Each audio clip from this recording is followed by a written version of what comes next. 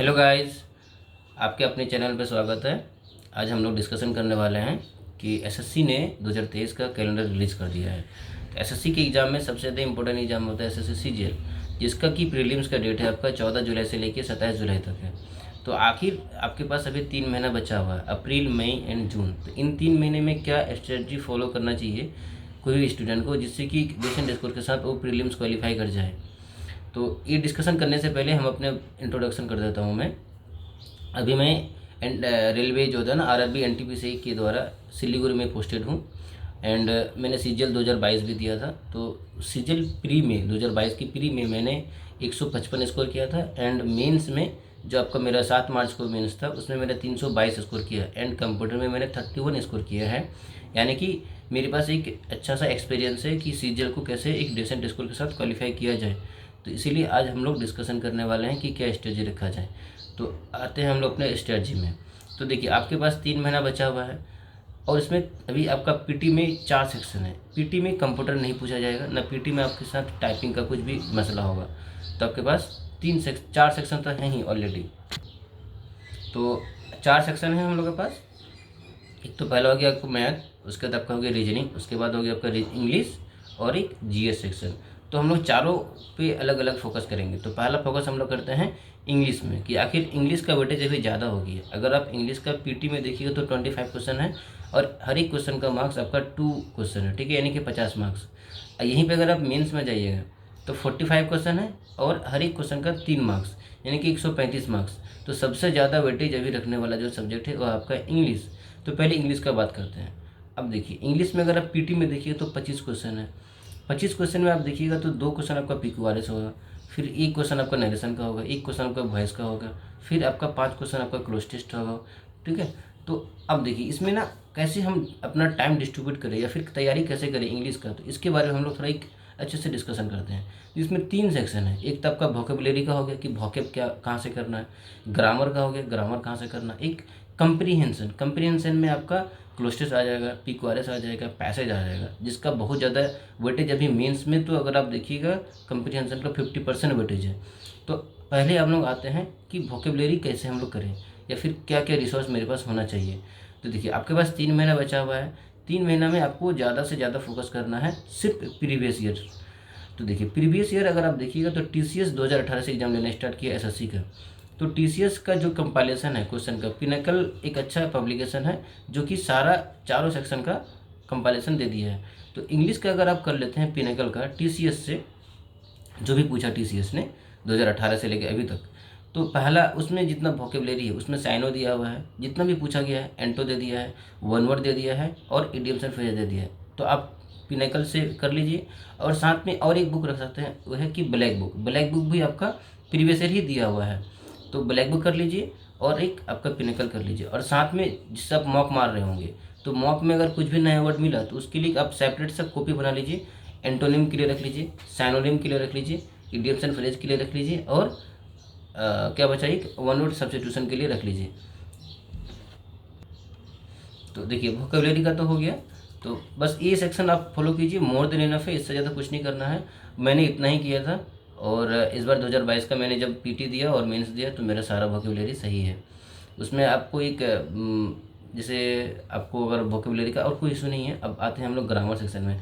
तो देखिए, ग्रामर मैंने इंग्लिश जो है ना पढ़ा था रानी सिंह मैम से, जो कि अनअकैडमी में पढ़ाती है और यूट्यूब में भी फ्री पढ़ाती है।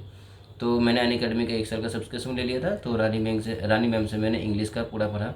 तो वहाँ पे मेरा ग्रामर जो भी पढ़ाया था वो, उसके साथ साथ मेरा सारा ग्रामर पढ़ लिया, उसका जो भी रूल वगैरह बताई थी। उसके बाद मैंने प्रिंटो जो मेरा ना रानी ये नीतू सिंह मैम का मैंने वॉल्यूम 1 खरीदा था। उसके बाद मिरर ऑफ कॉमन एरर का मैंने लगभग 50% बनाया था। जो भी कॉमन एरर है 50% ही मोर देन एनफ है, उससे ज़्यादा मैं कर नहीं पाया था, टाइम नहीं था मेरे पास, ठीक है, क्योंकि ऑलरेडी मैं जॉब में था एनटीपीसी से। तो फिर ग्रामर के लिए मैंने इतना किया। हाँ, एक चीज़ मैं यहाँ पे ऐड करना चाहता हूँ कि ज़्यादा से ज़्यादा प्रैक्टिस कीजिए आप। देखिए, कोई भी अगर आप नाउन को कोई भी अगर रूल वगैरह पढ़े, तो जैसे फर्नीचर है, फर्नीचर अनकाउंटेबल नाउन में आता है, ठीक है, तो ये हमेशा सिंगुलर लेगा। मगर ये आप तो पढ़ लिया नियम, जब तक आप इस बेसिस पे क्वेश्चन नहीं बनाइएगा ना तो आपका कोई फ़ायदा नहीं है, क्योंकि एग्ज़ाम में आपको हिट ही नहीं करने वाला है। तो मैंने एक काम एक्स्ट्रा किया, बहुत ज़्यादा प्रैक्टिस किया। रानी मैम जो है आपका यूट्यूब में भी फ्री बहुत ज़्यादा प्रैक्टिस कराई थी, तो मैंने प्रैक्टिस किया। फिर अनअकैडमी में प्रैक्टिस कराई थी, उसमें मैंने प्रैक्टिस किया। तो इसीलिए मेरा जो ग्रामर भी सेक्शन था लगभग सही था, इसीलिए मेरा इंग्लिश में एक अच्छा सा स्कोर आया था। मैं बताऊंगा कि मेरा लास्ट में कितना कौन सा सेक्शन में स्कोर है। तो ग्रामर के लिए मोर देन इनफ है, और ज़्यादा से ज़्यादा प्रैक्टिस कीजिए। और मान लीजिए अगर आप मॉक मार रहे होंगे तो वहाँ पे भी अगर कोई गलती हो रहा होगा, कॉमन एरर हो रहा होगा, या फिर क्या बोलते हैं उसको, फिलर्स में कोई गलती हो रहा होगा, तो कुछ भी अगर नया रूल मिले तो आप उसके लिए अलग से कॉपी बना लीजिए और वहाँ लिख डालिए। अब देखिए, कॉमन एरर बनाते वक्त आपको एक चीज़ का ध्यान रखना होता है कि कॉमन एरर आखिर कैसे मेरा उतना ना, मतलब कैसे फास्ट बना सकते हैं। तो देखिए, एक एक सेक्शन पे उसका फोकस कीजिए। जैसे सेक्शन ए होगा, सेक्शन बी होगा, सेक्शन सी होगा, सेक्शन डी होगा। तो तीनों सेक्शन पे फोकस कीजिए और तीनों पे देखिए कहाँ पे गलती है। अब जब गलती आप ढूंढिएगा तो पहले नाउन से स्टार्ट कीजिए कि कोई नाउन का तो गलती नहीं है, कोई प्रोनाउन का गलती नहीं है, कोई एडजेक्टिव का गलती नहीं है, कोई वर्ब का गलती नहीं है, कोई कंजंक्शन का तो गलती नहीं है, कोई प्रीपोजिशन का गलती नहीं है। अगर एक एक पे फोकस कीजिएगा तो आपका जल्दी बन जाएगा और सही बनेगा। ठीक है, तो आप ऐसा कीजिएगा तो कोई इशू नहीं होने वाला है। तो ग्रामर खत्म हो गया और वोकेबुलरी का सेक्शन खत्म हो गया। अब आते हैं हम लोग कंप्रीहेंशन में कि कंप्रीहेंशन को कैसे सुधारें। तो देखिए, पिनेकल में अगर आप देखिएगा तो प्रीवियस ईयर पूछा हुआ जितना भी है सारा दिया हुआ, तो उससे आप कंप्रीहेंशन को भी सुधार सकते हैं। पी क्वालिस वहाँ से बना लीजिए। अगर आपसे कुछ गलती हो रहा होगा तो बाद में एक्सप्लेनेशन दिया है, वहाँ से ख़त्म कर सकते हैं आप। क्लोज टेस्ट अगर गलती होगा तो वहाँ पे बाद में एक्सप्लेनेशन दे दिया है। उसके दूसरी तरह पैसेज में भी है। पैसेज वगैरह में क्या होता है ना, अच्छे से पढ़ना ज़्यादा ज़रूरी है कंपेयर टू जल्दी जल्दी बनाना। अच्छे से पढ़िएगा, जब आपके पास होता है ना, मतलब जब 100% एक्यूरेसी आ जाएगा ना, तो धीरे धीरे स्पीड भी अच्छा खासा बन जाएगा, कोई दिक्कत नहीं होने वाला है बाद में। और साथ में मैंने एक काम किया था ना कि द हिंदू न्यूज़पेपर पढ़ता था। पहले तो समझ में नहीं आती थी, बट बाद में धीरे धीरे धीरे अपने आप को इम्प्रूव किया, तो फिर द हिंदू समझ में आ रहा था, तो द हिंदू मैंने किया। द हिंदू डेली नहीं पढ़ पाता था, बट अल्टरनेटिव बेसिस पे पढ़ लेता था। और द हिंदू से 5 या 10 जो है वर्ड मीनिंग हम निकालता था और उसको बस पढ़ लेते थे। उससे होता क्या था कि मेरा वर्ड मीनिंग भी धीरे धीरे हो रहा है और समझ भी आ रहा है। द हिंदू से आपका जो थिंकिंग होता है ना, थिंकिंग वो बहुत ज़्यादा ब्रॉड हो जाता है, बहुत दूर तक आप सोच पाइएगा। ठीक है, क्योंकि पता नहीं पूरे एक ही टॉपिक पर बहुत ज़्यादा आपको मतलब होता है ना, वर्सेटाइलिटी दे देता है द हिंदू पेपर। इसलिए द हिंदू फॉलो कीजिए, बहुत ज़्यादा हेल्पफुल होगा आपके लिए। द हिंदू पढ़ना वेस्टेज ऑफ टाइम नहीं है, आपका थिंकिंग प्रोसेस को डेवलप कर देता है। अब आते हैं हम लोग मैथ सेक्शन में। तो देखिए, कोई भी चीज़ हो सबके लिए तो पी वाई क्यू ज़रूरी है ही। तो जो पिनाकल का चारों ले लेना है पी वाई क्यू। तो मैथ के लिए मैंने पी वाई क्यू किया, और साथ में मैंने अब्बास सैनी, जो verbal maths by Abbas Saini है, यूट्यूब में आप देखिएगा तो मिल जाएगा आपको। तो अब्बास सैनी का मैंने मैथ का जो है ना सुपर 100 का एक बैच आता है उनका, तो मैंने सुपर 100 का बैच लिया था। ऐसे मेरा ऑलरेडी मैथ अच्छा था, फिर भी मैंने ले लिया था, उससे कि मतलब कोई रिग्रेट सा ना रह जाए बाद में कि यार क्लास ले लेता तो अच्छा रहता, इसलिए मैंने ले लिया था। बाद में रिग्रेट करने से अच्छा है ले लेना चाहिए।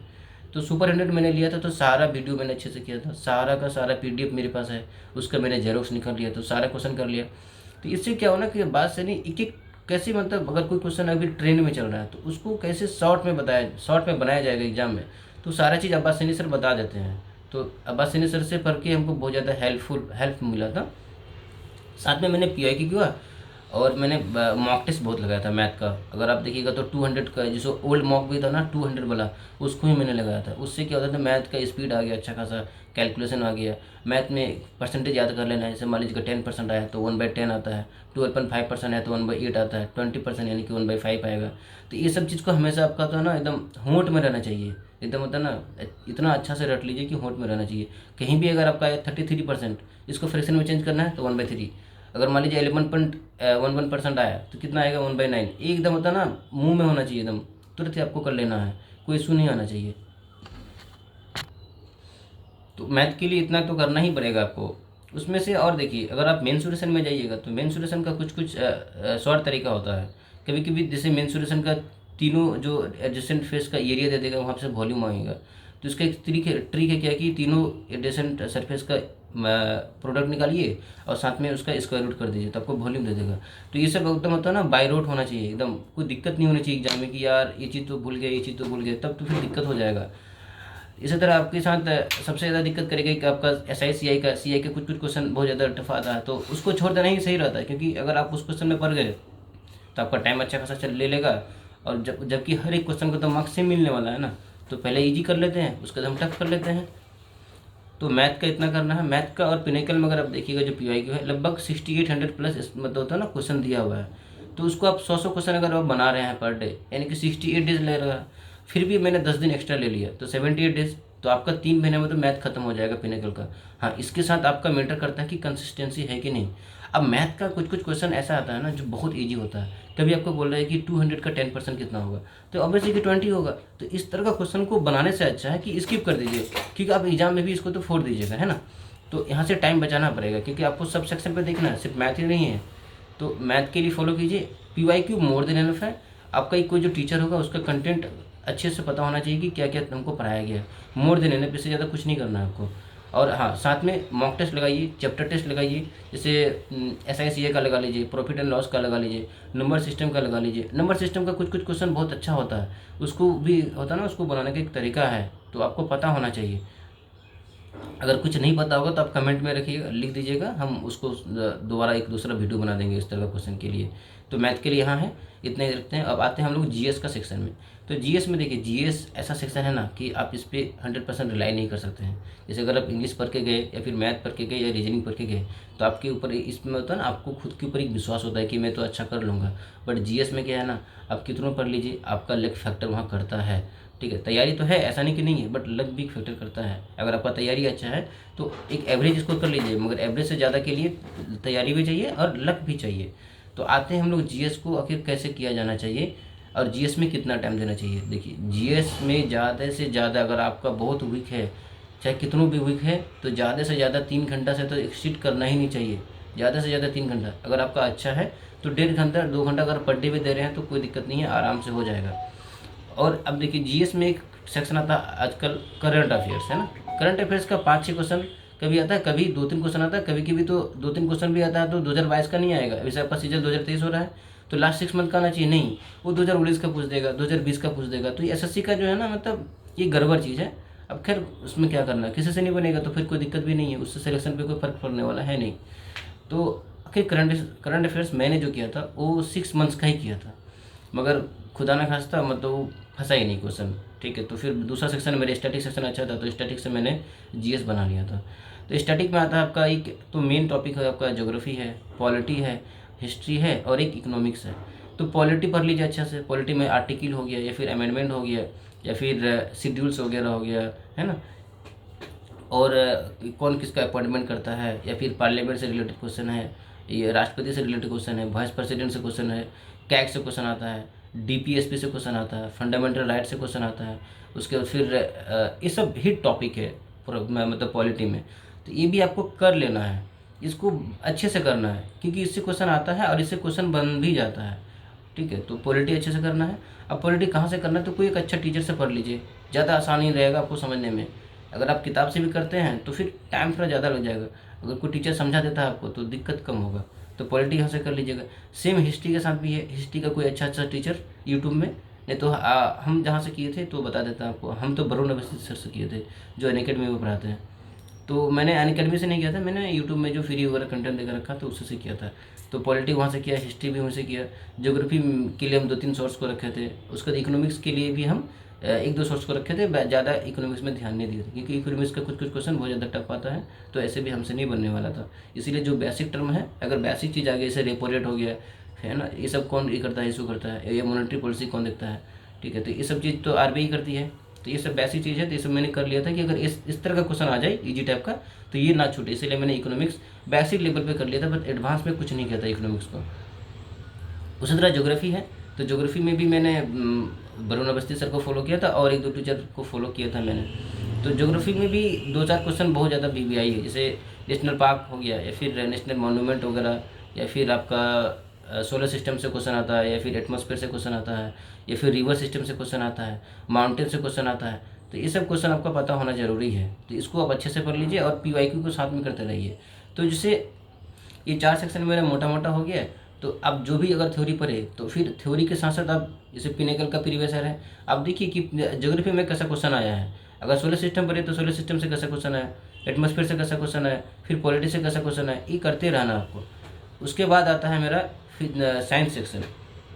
देखिए, ऑलरेडी हम IISc किए हुए थे और मेरा फिजिक्स ऑनर्स से मेरा ग्रेजुएशन किया हुआ, तो साइंस ऑब्वियसली मेरा अच्छा ही था, मगर फिर भी मैंने किया था। तो साइंस मेरा ठीक ही था, तो फिजिक्स का टेंशन था नहीं, फिजिक्स ऑनर्स था ही मेरा।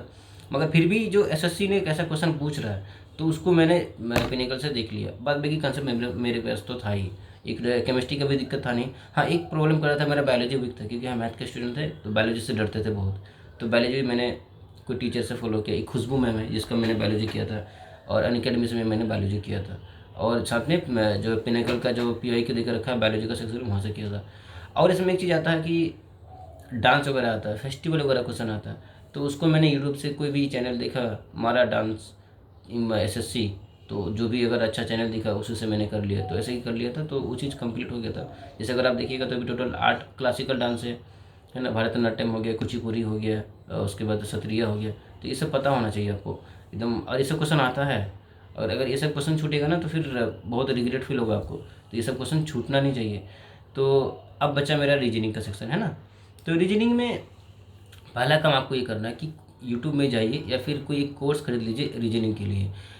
इससे क्या होगी, सारा जितना टॉपिक है, सारा टॉपिक पे आप एक बार वीडियो देख लीजिए। इससे क्या होगा ना कि आपका एक अंडरस्टैंडिंग आ जाएगा, बेसिक अंडरस्टैंडिंग आ जाएगा, तो फिर आपको दिक्कत नहीं होने वाली जब आप क्वेश्चन बनाने जाइएगा। एक बार आप वीडियो कर लीजिए, साथ में आपको PY के साथ में करते जाना है, साथ में करते गए, उसके बाद फिर आप मॉक में जाइएगा। अगर मान लीजिए कि मॉक में आपका पजल का क्वेश्चन नहीं बन रहा है, तो फिर मारिए यूट्यूब में, या फिर कोई कोर्स अगर आप लिए होंगे तो पजल को फिर दोबारा पढ़ लीजिए। और एक कोडिंग डिकोडिंग का क्वेश्चन बहुत ज़्यादा फंसा रहा है आजकल, तो कोडिंग डिकोडिंग भी यूट्यूब में मारिए। कोडिंग डिकोडिंग कोई भी कोचिंग सेंटर का किया ही होगा, बहुत सारा कंटेंट है, तो उससे कर लीजिए। और PYQ तो दिया हुआ आपका पिनेकल में, लगभग 1000 के आसपास में कोडिंग डिकोडिंग दिया हुआ है। मेरे पास पिनेकल का 3rd एडिशन है, तो आप वहाँ से कोडिंग डिकोडिंग कर लीजिए। और साथ में कभी कि आपको पूछता है कि मिरर इमेज पूछता है, तो मिरर इमेज बहुत आसान क्वेश्चन होता है, वाटर इमेज बहुत आसान क्वेश्चन होता है। कभी पूछता है कि एम्बेडेड फिगर क्या है, एम्बेडेड फिगर बहुत आसान होता है। हाँ, एक चीज़ और दिक्कत करता है, वो है आपका ब्लड रिलेशन। तो ब्लड रिलेशन थोड़ा सा आपको अच्छे से पढ़ के जाना है। उसका देखा था सिलोजिज्म का क्वेश्चन, सिलोजिज्म में भी कभी कभी अच्छा क्वेश्चन आ जाता है, तो वो भी क्वेश्चन आपका गलती ना हो इसके लिए आपको अच्छे से पढ़ के जाना है। तो सिलोजिज्म हो गया, ब्लड रिलेशन, ये सब मतलब होता है ना, थोड़ा सा फंसाने वाला टॉपिक होता है। कभी कभी आपका मैथमेटिकल रीजनिंग आएगा कि प्लस के जगह में माइनस कर देंगे, माइनस के जगह में प्लस कर देंगे। कभी 7 है को 6 से बदल दिए, 6 को 7 से बदल दिए। तो ये सब क्वेश्चन कुछ नहीं, ये सब क्वेश्चन तो कोई भी बच्चा बना लेगा। मैटर करता है कि आप कितना कम टाइम में बना रहे हैं और सही बना रहे हैं। कम टाइम में बनाना मैटर नहीं करता है, इसके साथ साथ आपका मैटर ये भी करता है कि आपका सही बन रहा है कि नहीं बन रहा है। तो ये सब चीज़ भी आपको ध्यान में रखना पड़ेगा। अगर मान लीजिए कोई भी सेक्शन पे गलती हुआ, तो समझ लीजिए कि यहाँ पे आपको फाइनल में भी आपको दिक्कत देने वाला है। तो फाइनल में दिक्कत ना दे, इससे पहले आपको सारा PYQ करके जाना है। अगर आप पिनेकल का सारा बना लीजिएगा PYQ, तो आपके ऊपर एक होता ना, उस टॉपिक पे आपके ऊपर खुद को होता ना, खुद के ऊपर कॉन्फिडेंस आ जाएगा, तो कोई इशू नहीं आने वाला है। तो चारों सेक्शन मेरा हो गया। अब देखते हैं कि 3 महीना बचा हुआ है, तो हाउ मेनी आवर्स स्टडी होना चाहिए, कितने घंटे हम लोग को पढ़ना चाहिए, है ना।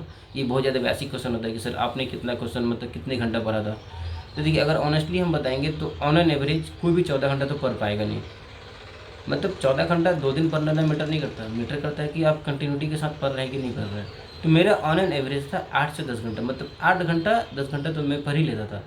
इससे कम तो होता नहीं था। कभी कभी होता था कि 5 घंटे में नहीं पढ़ पाए, कभी 1 घंटा में नहीं पढ़ पाए, वो बहुत कम होता था, मगर जनरली ऑन एन एवरेज 8 से 10 घंटा। तो आप लोगों के पास अभी टाइम थोड़ा सा और कम है, मैंने तो लगभग बहुत पहले से स्टार्ट कर दिया था। जो अभी थोड़ा बहुत स्टार्ट कर रहा है तो उसको एटलीस्ट 10 घंटा तो पढ़ना पड़ेगा। तो आप लोग 10 घंटा पढ़िए।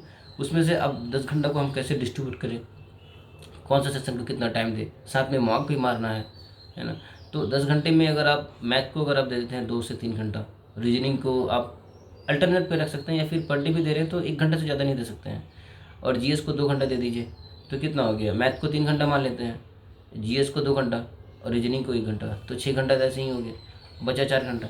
3 घंटा आप रीजनिंग को दे दीजिए और 1 घंटा मॉक में, और 1 घंटा एक्स्ट्रा बना लीजिए आप कि 1 घंटा एनालिसिस में, यानी 11 घंटा के आसपास में आपको पढ़ना पड़ेगा। क्योंकि आपके पास टाइम कम नहीं है, टाइम कम है, तो आपको सिलेक्शन लेना है तो थोड़ा सा तो मेहनत करना पड़ेगा ना। बैठे बैठे तो कुछ नहीं मिलता है आजकल। तो बस आज तक के लिए इतना ही, फिर हम लोग कल मिलते हैं। तो जय हिंद दोस्त।